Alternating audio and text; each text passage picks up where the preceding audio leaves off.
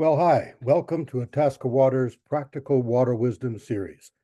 I'm Brian Whittemore, your host for today. Today's program is called Manoomin, the food that grows on water. First, let me tell you a little bit about Itasca Waters. We're a local nonprofit headquartered in Grand Rapids, Minnesota, with members who either live or vacation in our area. Our goal is to continue to find interesting ways to educate residents in Itasca County about how to keep our water clean for both the environment and the economy. We've been teaming up with like-minded people and organizations for 16 years, and you can read about those projects on our website at itascawaters.org. If you have an interest, please consider joining us and becoming a member or a volunteer to help support programs like this. We thank our partners shown on your screen for all their support in producing this program. Today's program will work as usual. Our guests will speak for about 30 minutes, and then we'll answer questions from you. To submit a question, you only need to click on the Q&A button at the bottom of the screen and type in a brief question. You can do this at any time, and we will read the questions on your behalf. We will not be using the chat function. This program is being recorded and will be available for viewing online through our website, itascawaters.org.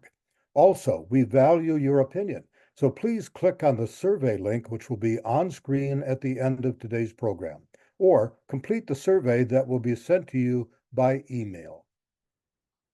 We have two experts with us today to talk about an absolutely fascinating subject, Manoomin, the Anishinaabe word for wild rice. First, let me introduce Darren Vogt. Darren is the Resource Management Division Director at the 1854 Treaty Authority. The 1854 Treaty Authority is an intertribal resource management agency governed by the Bois Forte Band of Chippewa and Grand Portage Band of Lake Superior, Chippewa.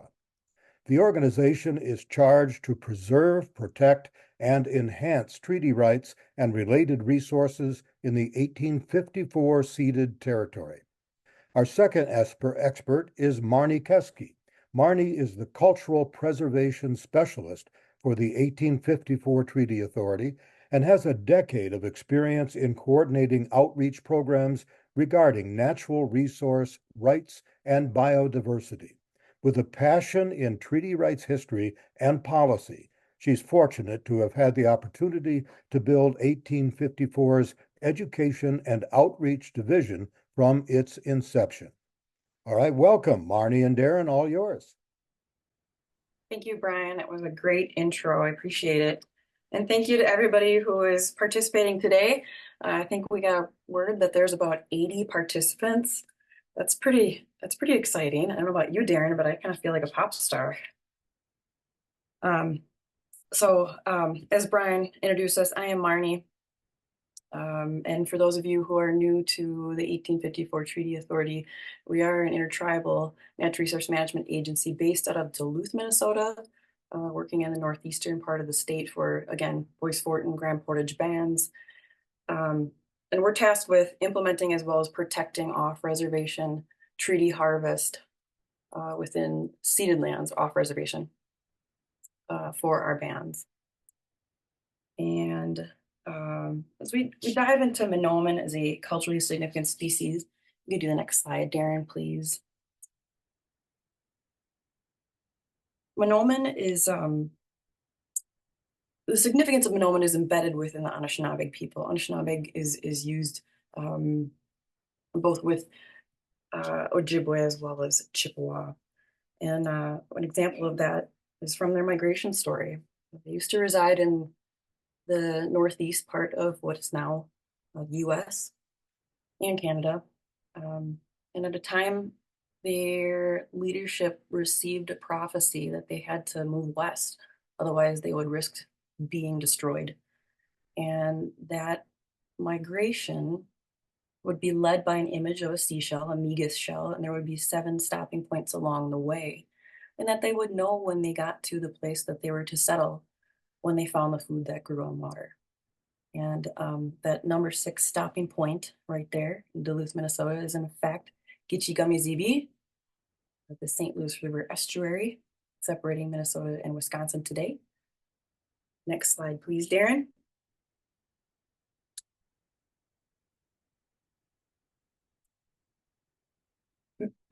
So, more regarding the significance of Manoomin. Next slide, please. There are many impacts to the subsistence-based lifestyle of the Anishinaabe people, and where Manoomin plays a key role.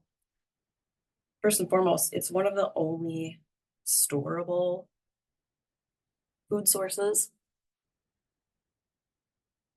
compared to fish and game, and can be cached. So it can get communities and families through times of starvation.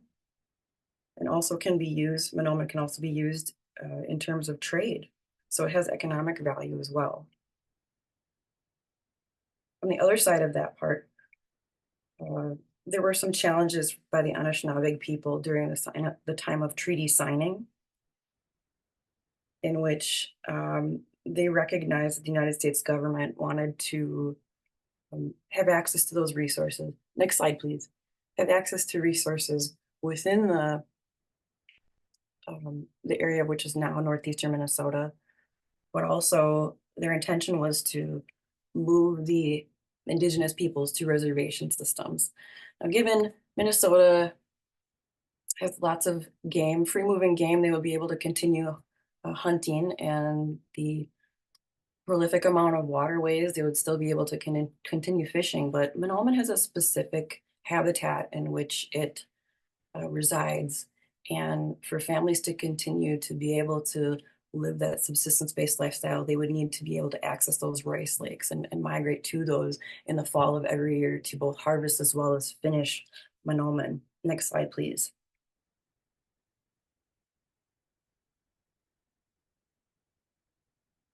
Again, the Treaty of 1854 did two things. It provided the United States to be the sole owner of lands within the Minnesota Territory, northeastern part of now Minnesota, as well as created those reservations within Minnesota Territory, northwestern Wisconsin, as well as Michigan's UP. And they did get their rights recognized in Article 11 of that treaty. Next slide, please. To hunt, fish, and gather.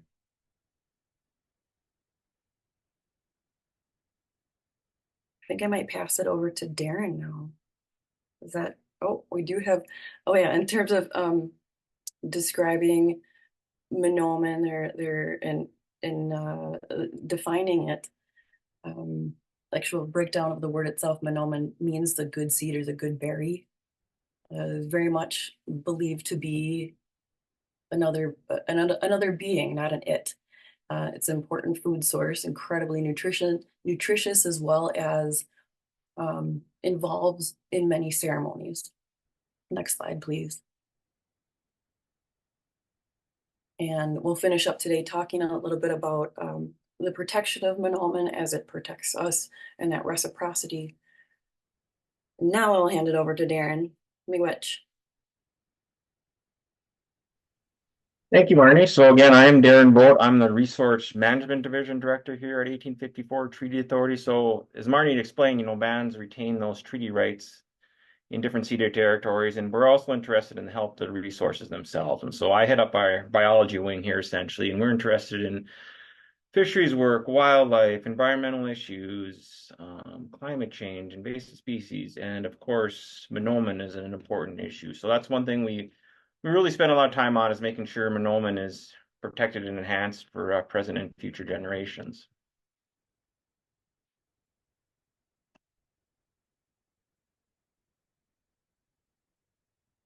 So a little bit about wild rice. So it's an annual plant, grows in real shallow lakes and rivers. So when you think about wild rice habitat, you're thinking of shallow water. 1 to 3 feet is kind of the prime window for water levels, but it can grow deeper as well. And it really likes that soft organic bottoms. That's that stuff that's really, too mucky to even walk on. So that's what rice likes: shallow water with those soft organic bottoms. So again, it's an annual plant going from seed each year. It starts soon after ice out in the spring.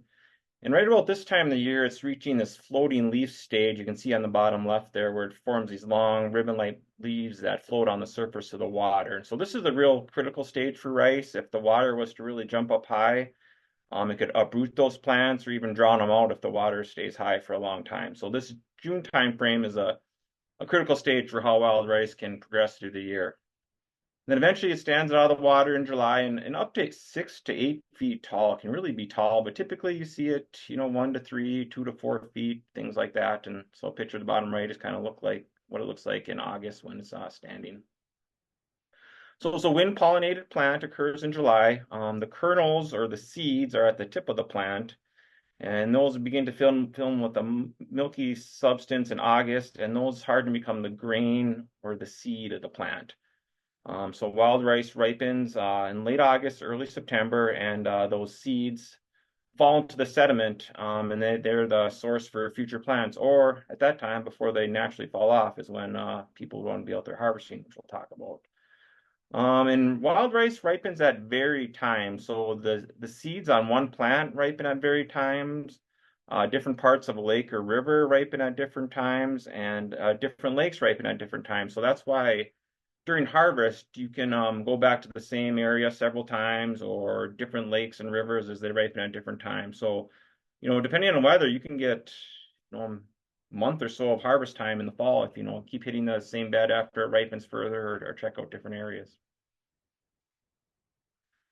Just some pictures of how rice looks through the year. End of May in the top left, a lake can look like an open water. And then you progress to the right is that floating leaf stage. Kind of hard to see with the cloudy picture there, but you can see the rice floating on surface. That's kind of what we're approaching now. Bottom left is July when the rice is standing, and then finally in August when the rice is ripening and either it's harvest time or the seeds fall back in. And rice is really adaptive to changing conditions, so it seems to really like disturbance.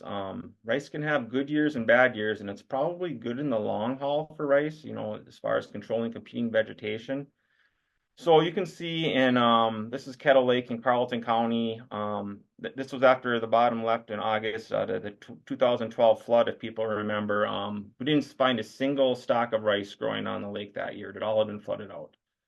And the very next year, a year later, you can see it looks like a field. How that rice has come back, and it really likes those changing conditions. So let's talk about this 4-year cycle. You have a bad year, a couple mediocre years, and then a good year, and it kind of plays out that way. It's not exact. It depends on water levels and conditions, but it real cyclical in nature essentially.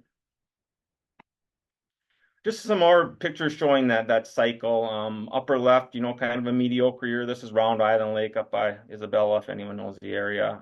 Then we go to kind of a poor year, and then another mediocre year, and then bottom right in 2002, a good year. So again, just showing that how it varies across years and that cycle of wild rice. Besides, use for human harvest, it really is a valuable part of a healthy ecosystem. Waterfowl in particular, if you talk to any duck hunters, they like to hunt over wild rice. Waterfowl love it, utilize it. We're seeing a lot of swans in all the wild rice waters. That's really changing over the last even 5 years, I'd say. Seen a lot more swans. Variety of other birds. You see a lot of red-winged blackbirds, sora rails are in there. Muskrat have a unique relationship with rice.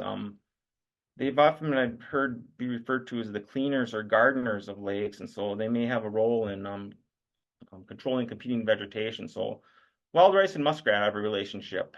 Can serve as fish habitat and even erosion control. So again, wild rice is just part of a healthy ecosystem. So climate change, if we're talking about some threats to wild rice, this would probably be the big one. How does the climate directly or indirectly through these other impacts affect wild rice? Changing water levels. We mentioned how wild rice likes these shallow waters. So what happens if you get a big storm like in 2012 and flood out wild rice? Big storms during harvest can affect harvest if it's windy or hail, things like that. We're seeing less ice and snow cover. How is that impacting rice itself or giving a foothold for other native and invasive vegetation? So, these seasons are changing. We've had some, looking at some of our monitoring data where students have found that rice tends to do better after harsher winters. So winters with more snow, more ice, we seem to have a better wild rice year after that. And obviously, generally we're losing some of those harsher winters like this past year, for example. Pest and disease, can succumb to some fungal diseases. There's a brown spot disease. We think, more of those hot, humid nights can cause more of those fungal type diseases. A rice worm, they can actually eat the seed. It's a kind of a moth that lays its eggs on rice. And so what does a changing climate mean for rice worms? We don't really have a lot of information on that.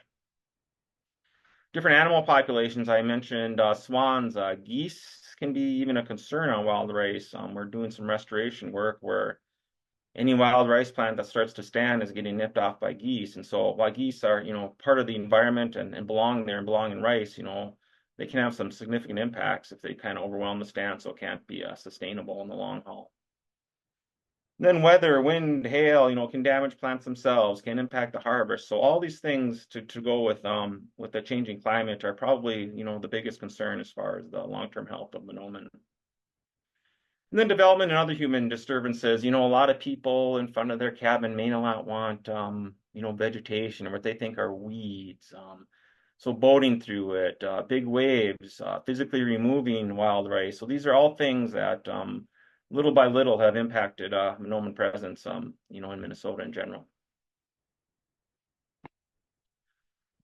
Many of you have maybe heard about the sulfate water quality standard. This could be a whole talk on itself, but essentially, Minnesota does have a water quality standard for sulfate, which is 10 milligrams per liter. So there's been a lot of work and discussion about, where should this be enforced? How should it be enforced? Working with the regulatory agency. So a lot of this work is still ongoing, and the story continues to unfold, I guess. But it is a concern, is how does this impact wild rice, and how can we make sure that wild rice is protected and enhanced? So when we started our program here, some of this talk's going to focus on the 1854 ceded territory here, but we really were interested on where is wild rice found in that ceded territory. So we had a grad student do some work on, combed all kinds of different records. We've looked at different reports from the Forest Service and DNR, our own field observations. So this is a work in progress. Occasionally we will find another area that has wild rice, but our current list has 527 wild rice waters in the ceded territory. And there really is no definition of what is a wild rice water. To us, if it contains any wild rice or had any wild rice, we call that a wild rice water. Since 1996, I think we visited 397 of these waters at least once to conduct kind of a general survey to see, is there wild rice present? How much? Other general lake characteristics. So we really try to continue to build kind of our, database of wild rice waters in that ceded territory. So speaking statewide, there's been other efforts to, manage and update a statewide inventory of wild rice waters. Here's a few listed here, going back to 2002. Another effort in 2008 with led by the DNR with a lot of tribal partners. And then the DNR and the Minnesota Pollution Control Agencies have some ongoing efforts to, update, where is wild rice found in Minnesota. So currently through some of those efforts, we're looking at, 2,300 to 2,400 wild rice waters in the state. You can see Itasca County there in particular, is part of that kind of, I would say, north central Minnesota is the real kind of central spot to where Manoomin is found, north central Minnesota, and then into northeastern Minnesota. So yeah, about 2,300 waters we think have or had wild rice in the state. So, again, we're interested in where wild rice is found, but also the long-term health of wild rice. Is it changing? Are we getting more or less? Things like that. And so we, again, we have 500 some waters in this ceded territory. So we narrowed down to about 10 waters where we've been monitoring since 1998 to really document specific trends on those waters. How is wild rice faring year to year? Not to go too much in the details, but we measure water depth, water temperature, water quality through the season, and then Late August, early September, when the rice is standing, we do a grid of GPS points, about 40 across the water body, and we count the number of wild rice stalks in that plot. And we measure the total plant height, we can collect the seed head. And so what we get out of this is a biomass estimate. And again, the numbers and results here are important, but just to kind of see the trends, Kettle Lake, which is the one photo I showed where it had a really poor year in 2012, which you can see there. And then the next year really good. And so you really see how the lake fluctuates between maybe a poor year and mediocre year to good years. And you can kind of see that cycle play out on Kettle Lake on the results there. And then annually, when we summarize all together, you are seeing perhaps a trend down, though, in the long-term abundance of wild rice on this group of lakes. And so, each lake has good years and bad years, but again, that long-term trend could be declining down, and is that a climate indication? It's tough to know, but it's a concern when we start to see that line kind of angle down in general. And there was a wild rice monitoring field guide and handbook developed back in 2015, kind of modeled after what we were doing and some other partners. So the hope is that other partners, if it's other tribes and DNR, things like that, across Minnesota, Wisconsin, and Michigan are monitoring rice in the same way. And so this has gained some steam with other people monitoring wild rice in a similar fashion, so we can, compare information, and it's kind of apples to apples comparison. So a couple other things we do track some phenology, which is the timing of things. So we do have some cameras at wild rice lakes to track wild rice growth through the season. It's really been helpful to show exact ice on and ice off dates. And so, we've got, 5-7 years of data there, and hopefully in another 20 years, we can start to see, is there a difference in ice cover in years? We measure temperature and humidity at lakes to see if that's changing over time. And then we've also got into ice thickness and snow depth. Again, it seems like the winters in particular are changing. So we're trying to track, what does that mean at these rice lakes? Are we seeing less ice thickness, less ice coverage, changing in snow? So we've been starting to monitor those every winter. And aerial photos, I'm a big photo guy, everyone here knows that, but since 91, we've been taking pictures of those 10 lakes in our monitoring program. And since 2007, we've been working with other partners on a more standardized protocol across, northeastern Minnesota. And each year we take photos of about 80 waters in that region. And again, it just helps bring that long-term data into play, like, how have these lakes changed over time? And some other stewardship activities, you notice I don't say the word management, or we try to avoid that. We don't manage or control wild rice. Wild rice is a relative. We're part of the environment. We're not controllers of the environment. So we try to use the word stewardship. How can we help Manoomin? Just a little side note, but beaver control is a big one. Again, that higher waters are generally bad for wild rice. So at times maybe we need to do some beaver control and removal of dams. And again, sometimes we don't want that all the time either. We do rest lakes. We don't always want to have low water because that tends to favor other vegetation. So beaver are part of the environment and part of the equation. And so they're not, a total enemy of wild rice, but, a consideration is the water levels for sure. And a lot of times, because wild rice seed can remain dormant in the sediment, I've heard of stories where, maybe the water levels have been deeper at a lake, and for some reason the water all of a sudden got 2 feet lower, and rice hadn't been seen there for 20, 30 years. All of a sudden, the conditions change, rice comes back. And so, the first efforts are usually to water levels, but occasionally, if there's no real seed source left, we will do some reseeding efforts. We're talking about one of those in particular, but so that's the next step after water levels. And then at times we have done some work with competing vegetation, either efforts to manually remove it or freeze it out or drown it out, things like that. And so, the competing vegetation is definitely something we try to stay on top of and see what we can do. And the amount of coordination and cooperation with wild rice is just really exploded. There's seems to be a lot more interest with wild rice with other management agencies, a lot of cooperation and coordination ongoing, all kinds of meetings and calls. It's used to be more of a seasonal thing, but now occurs all year round, just all the coordination going on, which is really great to see. I do want to mention one restoration going on in particular, the St. Louis River estuary between Duluth and Superior. Back in 2014, we developed a wild rice restoration plan. You know, the river has really been cleaned up, and so we thought it was a good time to try to restore wild rice. We had old anecdotes where the river used to be so thick with wild rice that you couldn't even see the channel. And again, this was one of the stopping points of that migration story as well. So we know there used to be a lot of wild rice here, and it had essentially been wiped out with just a little bit remnant hanging on. And so from 2015 through last year, through big cooperative effort, a lot of partners, over 80,000 pounds of wild rice seed has been placed in the estuary at 14 locations and about 260 acres. And so the last 2 years in particular, we've seen a lot of progress in some of these back bays, and even enough for some wild rice harvest to start occurring down there, which is great to see. And so these efforts continue, and a lot of good partnerships going on to get this great work done.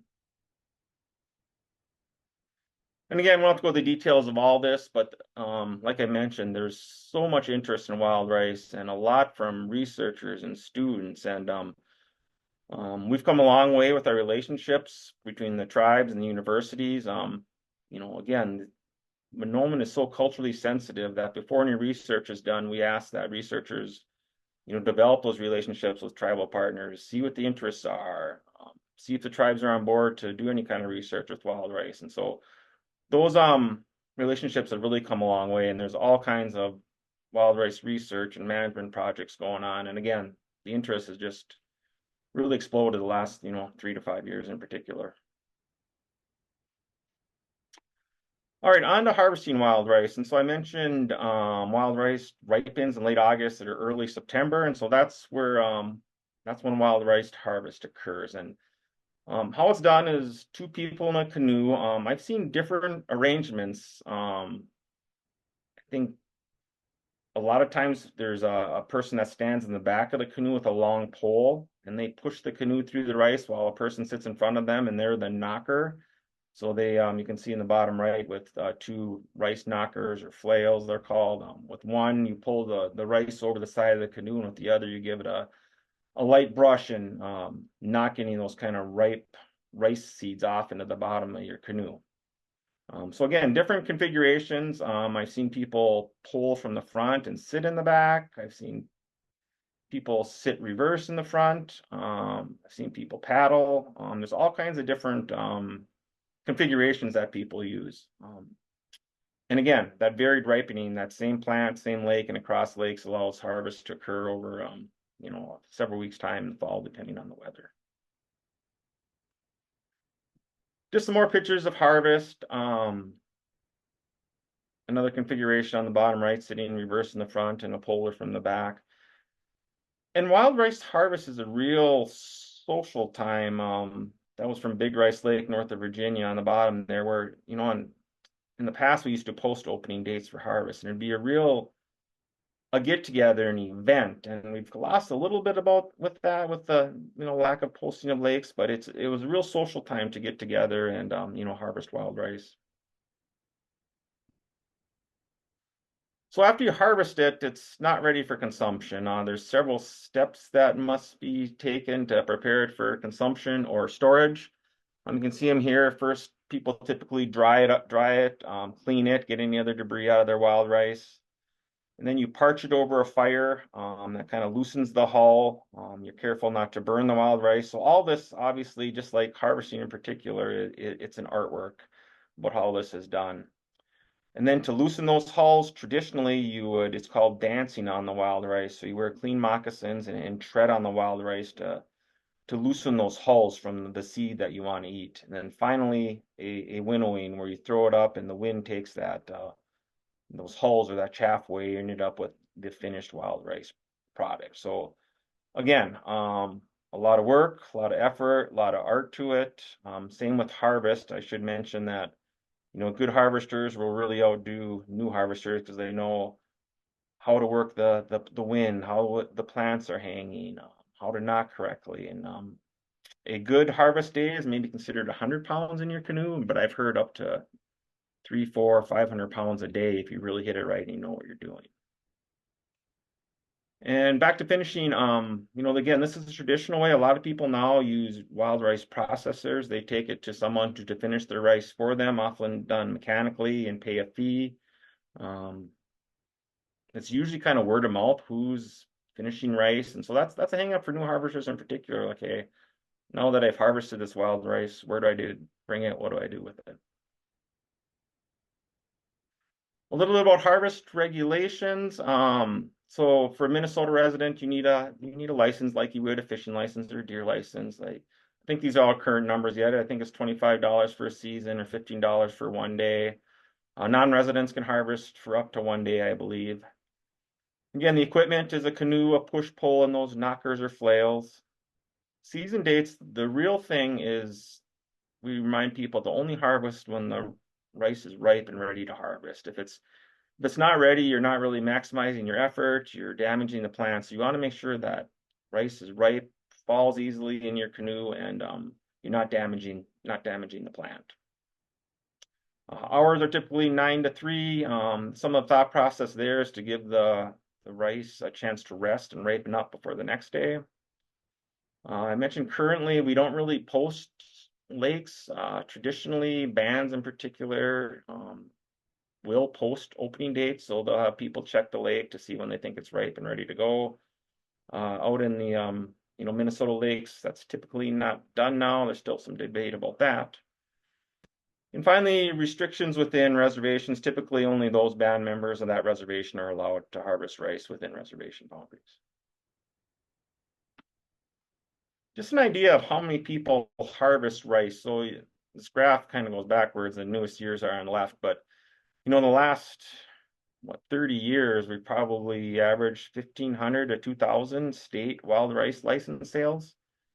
You can see before that, it was a lot of people harvested 10,000 up to over 16,000 rice licenses. So part of it was back kind of in the day, there was more money to be had. A lot of people sold their wild rice, and the cultivated wild rice industry had a part in this, how things changed. But used to be a lot more harvest from state people. Typically, again, there was some money involved. But what about tribal members? So in Minnesota, tribal members are not required to get a license to harvest. So it's tough to know how many people harvest in Minnesota. I mean, obviously a lot more than this graph shows, but the tribes have different licensing. Some require a permit, some don't, some just need a tribal ID. So we don't really have a great handle on, total harvest that's occurring. So I mentioned cultivated wild rice. So a lot of the rice that you buy at a store is called paddy or cultivated wild rice. So it's essentially grown in fields and mechanically harvested. It's a hybridized product. A lot of the work's done by the University of Minnesota. It's darker in color, usually black, longer cooking time. If you do see the label, it's sometimes a little misleading, but it does require labeling saying it was, cultivated wild rice, commercially produced. And it's commonly found in stores and stands. And so I just ask people to just be aware of what they're buying and what they're looking at. Paddy rice is usually cheaper, but to us and to me at least, it's an inferior product. Doesn't taste as good, longer cooking time, things like that. And you can see from the natural wild rice, it's naturally grown, hand harvested, shorter cooking time, better flavor. A lot of the reservations sell kind of the natural wild rice. I'll put in a plug for Bois Forte in particular if you're interested in buying some good net lake wild rice. And we do a lot of education and outreach. This is more Marnie's thing, but we've done different workshops on making your knockers or push poles. We've had a bunch of wild rice camps to get people out trying harvesting, to try parching and finishing wild rice. And been a lot of interest and a lot of attendance. We did one on the St. Louis River last year. I think we had over 500 students or something, and just the interest is overwhelming. Like we couldn't even take anyone who had interest. And so we're trying to really create, maintain that interest, recruit, retain harvesters, because again, those are the people that really, really care about Manoomin. We want them to do it in the right way. So what can you do? Again, I think harvest wild rice. If you haven't, try it. And it often takes someone who knows what they're doing, has some experience. But we need those people who use and care about the resource. Be aware, recognize and appreciate this important resource. Be aware of the cultural significance, the cultural importance. Pay attention to it when you're boating and removal of vegetation. You know, it's not a weed. Wild rice is not a weed. It's an important, culturally significant plant. And finally, as I talked about, know the difference between natural wild rice and cultivated wild rice. And now I think I'm turning it back to Marne to wrap us up.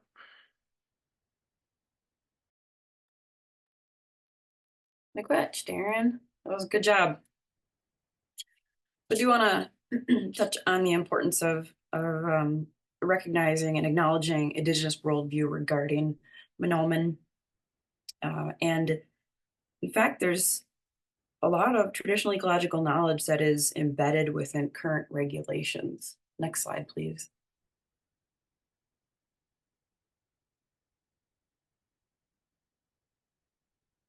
In order to take care of wild rice, as the wild rice takes care of us as well, one example would be maintaining its health into the future. And the way that wild rice is harvested today, as Darren mentioned before, is using Bois, using wild rice flailing sticks. And not only do you harvest for keeping a food source for yourself, but you're also reseeding the lake to ensure that you're going to have a healthy crop in the following years.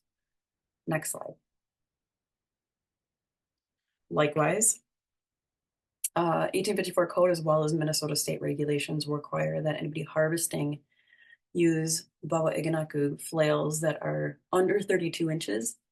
So that is the idea of having longer ricing sticks would mean that you're able to harvest more rice at a time. So it kind of curbs the greed from the harvesters. Next slide, please. Likewise, those Bois are required to be made of white cedar. White cedar is the lightest wood that we have available to us in the surrounding forests. And rice is only a grass, right? So we tap it when harvested. We don't want to use big, heavy logs. Likewise, if you're going to be harvesting for 6 to 8 hours in a day in a canoe, you don't want to be lifting heavy knockers to harvest your rice. Next slide, please. We do a lot of educating our resource managers too on Indigenous worldview. And I wanted to touch on a story that it was pressed that Darren mentioned. This kind of gave a little foreshadowing in his portion of the talk. For a while, we worked with a director at one of our band's cultural heritage museums, in which this person also served as their tribal historic preservation officer. And they had a brand new facility created, which there was, temperature and humidity controlled, so they could keep some significant items within. They were repatriated some items back to the band, in which they put down in their storage place. But the staff and the director played cat and mouse for a long time with keeping the door open of the storage unit within the building. And it took a while for them to understand and learn that one of the staff members was making sure that these repatriated items as beings were able to move. Spirits were able to move in and out of the storage space and utilize them and connect with them. So I constantly remind and suggest to other resource managers and other stewards that their management objectives should pertain to respecting rice also. One thing we find common today is the utilization of seed storage or seed banking. And I want to ask researchers and managers if they would consider putting away a relative or putting away a family member, another being, into a storage unit such as a seed bank, and if they would think that would be appropriate, if they could sit with that very well. I think that is all I have for you guys today. We have a couple minutes for Q&A now, and I just want to say, Chimigwech, Bizendawieg, thank you for listening and for taking in all what we have to share. All right, miigwech, Darren and Marnie. Really cool information. And now it's time for the Q&A portion of today's program. It will be hosted, as usual, by Bill Granches, the director of the Itasca County AIS program and a longtime member of the Itasca Waters Board of Directors. Bill. Thank you, Brian. Hello, everyone, and welcome to our question and answer session for today's program. Now, please submit your questions in writing by clicking the Q&A icon. We're not using the chat function, so I'll read the questions out loud, and they'll be answered by our panelists, Marnie and Darren.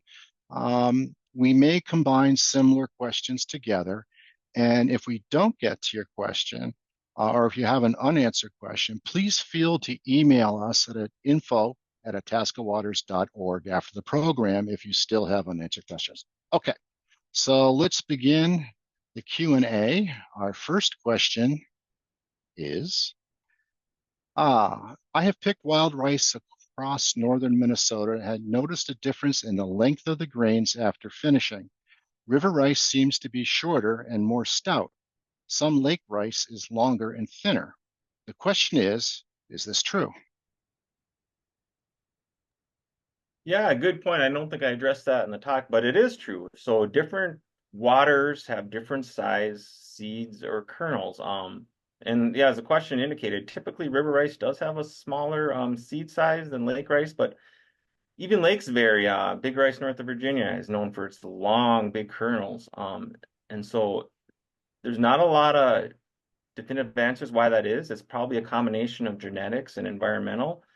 So when we seed wild rice, we typically try to take close to the same area because we don't really have a great understanding of the genetics. So yeah, it does vary by size. I know a lot of finishers can tell where the wild rice is from by its size. A lot of long-term ricers can tell by the size and taste of wild rice where it's from even. So there's a lot of nuances in the seed size and even the seed taste once it's finished. Very good. See my eyes darting back and forth. I'm looking at the questions coming in. Next question.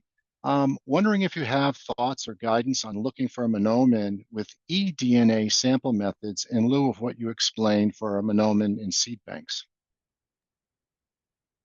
Yeah, good questions. The tribes have been working with some researchers to evaluate this technique. One, is it culturally sensitive? Are the tribes comfortable using it? And so we've done some testing of the technique, and there's going to be some further work potentially on that. And so I think it could be a good tool. I think we're still trying to figure out how to best use it, how to use it appropriately, and how to make sure it's culturally sensitive, essentially.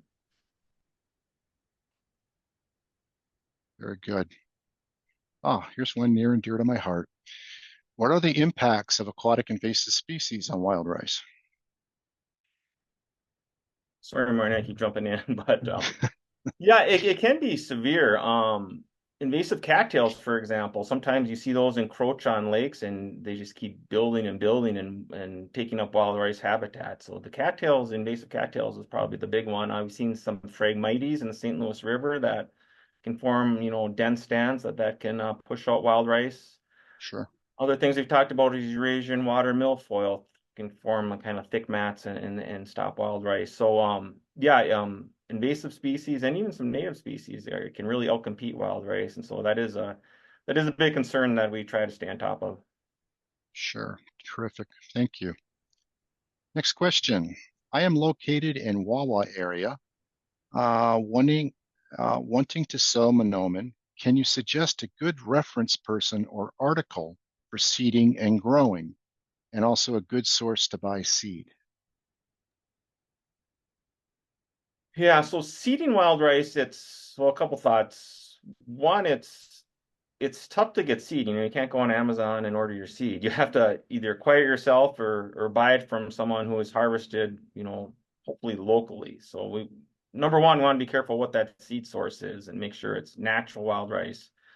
Another thing is to seed wild rice. Technically, you would need a Minnesota DNR permit to do that. So I would coordinate with your local DNR wildlife office to talk about that. And then what was it, where to get seed? Yeah, it's it's word of mouth and getting to know harvesters, visiting prime harvest locations, see if people want to sell it. It depends on the year. A good year, maybe people are willing to sell some wild rice. On a more of a bad year, maybe they don't want to sell it and want to keep it for themselves and relatives and gifts like that. Okay, thank you. John B asks, I heard California produces the most paddy cultivated rice in the U.S. Is this true? It is true. My understanding is they're the #1 producer of cultivated wild rice, and Minnesota is second. Okay, well, here's one that's a hot topic with lake associations, wakeboard boats. Do wakeboard boats impact wild rice production? They sure can. I think there's some more research, potentially going to look at that, specifically impacts to wild rice. But again, those large waves, especially in June now or in that floating leaf stage, can uproot wild rice plants. And so it is a concern. And I think those large waves can and probably do have an impact on rice, especially in that floating leaf stage. Absolutely. Well, Jan S. asks, are there differences geographically on challenges to wild rice production? Yeah, good question. I think so. Part of it's probably climate. I mean, rice is really centered around the Great Lakes, Minnesota and Wisconsin, and a bit into Michigan. And so you get further south, you're really on the edge of its range. And so the climate is a piece. I think human pressures are a piece of that. Northern Minnesota, perhaps we're a little less impacted on the waters, and so especially northeast Minnesota where we work, a lot of those are pretty much natural and unimpacted, undeveloped lakes, which is good. So I think between the climate and development, human pressures, things like that, geographically there is a bit of a difference. Sure. John asks, would early or late ice out harm Manoomin growth? Yeah, we're still trying to tease that out. Again, the data we have shows harsher winters, so later ice, more snow, thicker ice tends to favor wild rice, and don't really know the direct reason for that. Part of it is probably competing vegetation. A lot of lakes I'm seeing now, even last year, we had people are familiar with water shield. A lot of lakes had a lot of water shield for some reason. And then sometimes that bounces back and forth between rice and water shield. But how does the ice and the snow affect rice, water levels, and competing vegetation? It's kind of a tough thing to specifically tease out. Yeah. Thank you for that. Here's a good one. Are there workshops and camps in Kaeske County for harvesting Manoomin?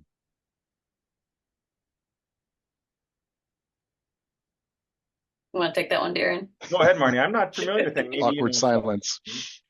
No, you've been doing a great job. All those questions were all in your realm. So, rice camps in Itasca area.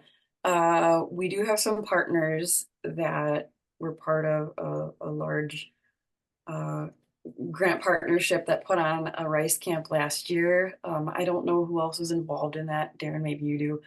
The Nature Conservancy and a couple folks over that way that put on a rice camp last year. I don't know if there's continued interest and resources to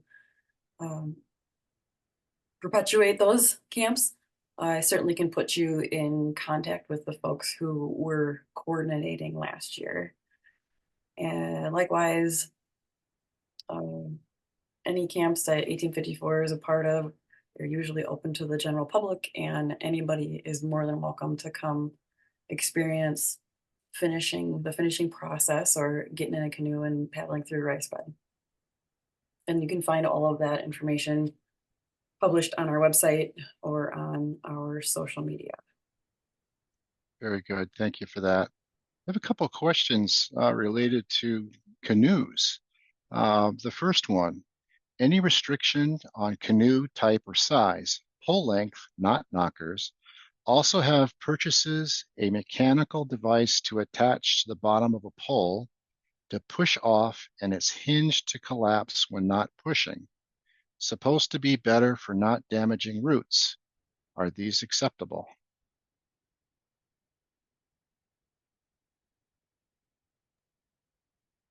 I'll pass it to Marnie on the push pole thing. You can probably speak more on that. Typically, a normal canoe is what's allowed. I think there is I'd have to look it up in the Minnesota regs. There is a width limit on a canoe, but I think that encompasses every kind of normal canoe. And so, kind of a normal canoe is allowed. I don't remember what other parts of that question was. Marnie, you want to speak about push poles at all? Sure. I think this person with the question is referencing a duckbill push pole, right? With the end that you can purchase. Some of those contraptions do damage your rice. Rice can get caught up within the mechanism, get pulled out, disrooted. We try to educate on using just wood push poles with a forked bottom made of hardwood. And those pieces can certainly be replaced at any time with other wood if they begin to rot or break or anything. I'm not sure if there was more specifics in your question. I think that covered most of it. And actually, you answered the next question. It was talking about types of canoes. So let me just jump on to next question from Jan S. What are some strategies for preserving or promoting cultural connections to wild rice?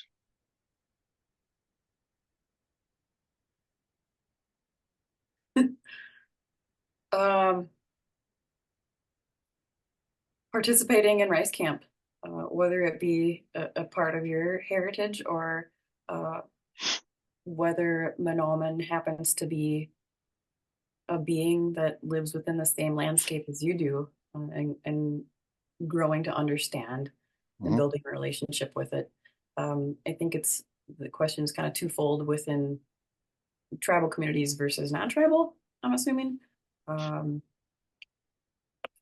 Just making sure that Manoomin is a part of ceremony and part of meals, educating on its nutritional value. And I want to add to that, Darren? No, I don't have a lot of specifics. I think we might have touched on a slide, but I've heard that wild rice is a sacred gift that must be utilized or it'll go away. And so, harvest is good, done in the correct way. So it's a sacred gift that should be used. If you don't use it, you lose it, right? Thank you for that. Danny G asks, whoops, they just changed it. Okay. Can you please explain more about how water depth affects whether wild rice is growing that year or not? Does seed germination need certain depth of water? Yeah, and so it is.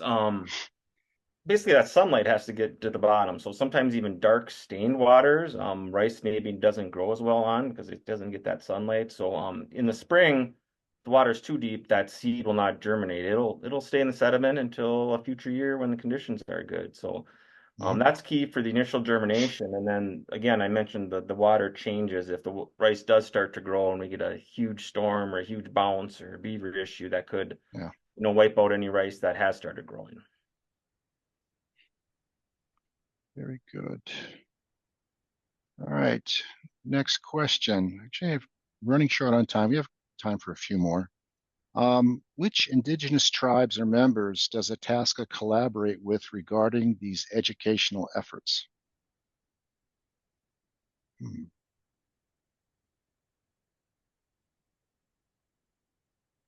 I would assume potentially Leech Lake.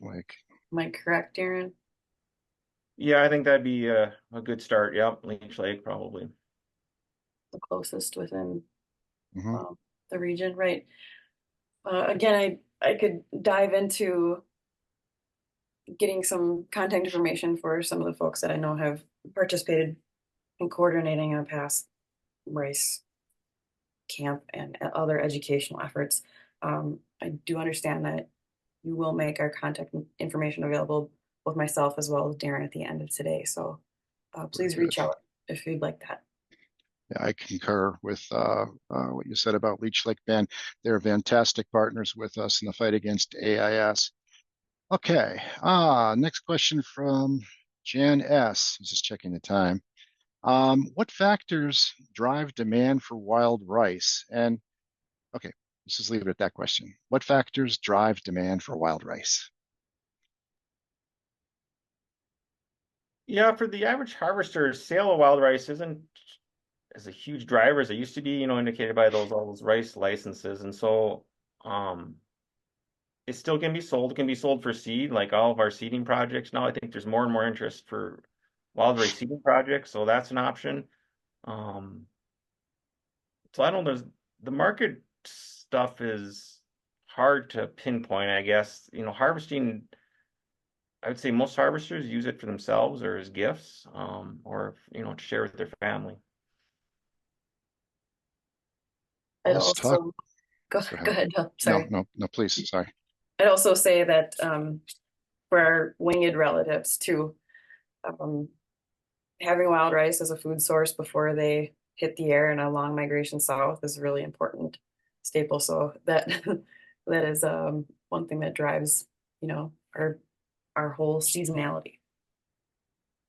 All this talk of wild rice, I find myself getting hungry all of a sudden, but I think that's all we have time for right now for questions. Thank you very much. Remember, everyone, you can always send us an email at info@itascawaters.org if we did not get to your question or if you thought of a new question. All right, Brian, turning it back over to you. All right, thanks, Bill. And a big thank you to Marne and Darren, Marne Kaeske and Darren Vogt of the 1854 Treaty Authority. Make sure you register for our next Water Wisdom program that's coming up on July 11th to learn about mining and water quality and how the two can live well together in northern Minnesota.